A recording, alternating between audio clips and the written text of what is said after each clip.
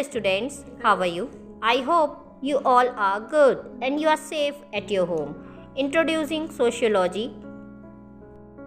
Chapter 5, Doing Sociology Research Methods. I will give you revision notes of Chapter 5, Doing Sociology Research Methods. Children, previous video में मैंने आपको research methods के कुछ introducing points बताए थे कि साइंटिस्ट जो होते हैं किस प्रकार से अपनी जो भी रिसर्च हैं उनको करते हैं और साइंटिस्ट कहलाते हैं, सोशल साइंटिस्ट कहलाते हैं। आज हम जो है वो स्टेप्स को देखेंगे। अब स्टेप्स क्या होते हैं रिसर्च प्रोसेस के? Selecting a topic and defining a problem. It relates to what a sociologist wants to know about. The selection many depend on the sociologist's personal interest, relevance and even availability of funds.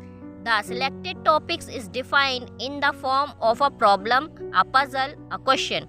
This puzzle represents a gap in knowledge or understanding. For example, within the topic, a lot of research questions can be framed. How far does the economic position of women lag behind that of men, or does education lead to better sex ratio, etc. Review of secondary literature. Here, the sociologist familiarizes himself or herself with existing literature on that topic. This literature could be in the form of books, journals, studies, newspapers, articles, etc. It helps the researcher sharpen his own research questions and also helps in making his own research questionnaires as well as the interview questions. Formulating the hypothesis. Hypothesis is an educated guess about what is going on. The hypothesis tries to answer the research questions before the data collection on the basis of the secondary review of literature. The factual material gathered will provide evidence either supporting or disapproving the hypothesis. Choosing the research method. Any one or a combination of one or more research methods can be used. There are a number of research methods and techniques of data collection such as surveys, observation, case study, and interview. The choice of research method or technique depends on a number of factors.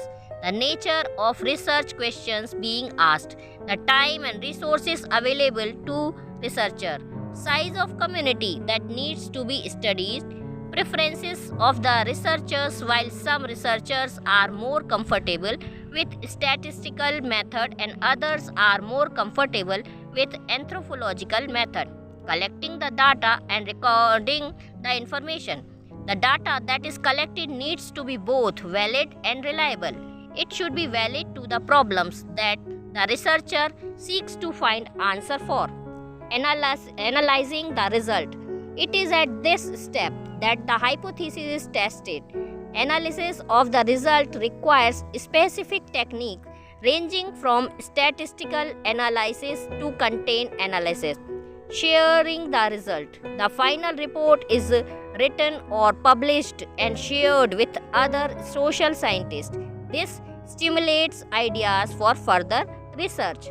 So children, यहाँ पर steps दिए गए हैं। आप देख रहे हैं कि रिसर्च के प्रोसेस के कुछ स्टेप्स होते हैं। तो ये पहला स्टेप्स क्या है? Selecting a topic and defining a problem.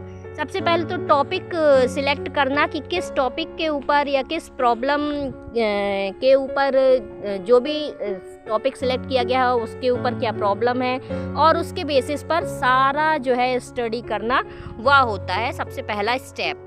उसके बाद सेकंड स्टेप आता है रिव्यू ऑफ सेकेंडरी लिटरेचर।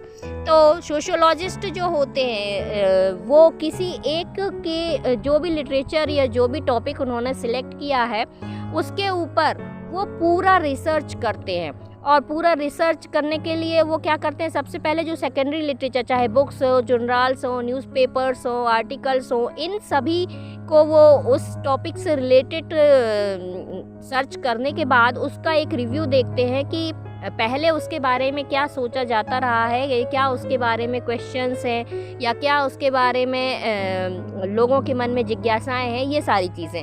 फिर है फॉर्मुलेटिंग द हाइपोथेसिस। इसमें जो क्या होता है कि गैस किया जाता है कि जो रिसर्च क्वेश्चंस हैं वो डेटा कलेक्शन और जो लिटरेचर जो उनको मिल रहा है वो सारा हाइपोथेसिस मतलब वो थीसिस तैयार करते हैं, और जो फैक्चुअल मटेरियल होता है उसके मतलब एविडेंस को वो कलेक्ट करने की कोशिश करते हैं, और एविडेंस को कलेक्ट करने के बाद वो थीसिस में अपने उसको इन्वॉल्व करते हैं और ऐड करते हैं।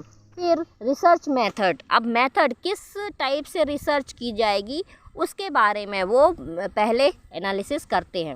इसके बाद है डाटा कलेक्ट करते हैं और इन्फॉर्मेशन को रिकॉर्ड किया जाता है, और फिर रिज़ल्ट जो होता है ये सारी प्रोसेस में क्या रिज़ल्ट निकला वो सारी रिज़ल्ट को एनालिसिस करना कि क्या ये सही है। हमने जो भी स्टडी की, जो भी इसके बारे में हमने चर्चाएं की, लोगों के बारे में जानकारी हासिल की, जो भी सोसाइटी में चल रहा है वो सारी चीज़ें रिसर्चर्स होते हैं वो सारा उसके बारे में फिर वो जो भी टेक्निक्स यूज़ की सही हैं नहीं हैं ये सारी चीज़ों का वो रिज़ल्ट को एनालिसिस करते हैं। फिर उसके बाद लास्ट जो ऑप्शन होता है, जब उन्हें लगता है कि हाँ हमारी पूरी रिसर्च जो सही है, जो टेक्निक सही है, तो फिर उसके बारे में वो आंसर को फिर वो रिज़ल्ट जो होता है उसे शेयर कर देते हैं। सोशल साइंटिस्ट का ये जो होता है तरीका होता है कोई भी फाइनल रिपोर्ट को पब्लिश करने का या शेयर करने का। तो इस तरह से सारे स्टेप्स जो है वो लिए जाते हैं चिल्ड्रन। इसके बाद जो आपका आता है वो है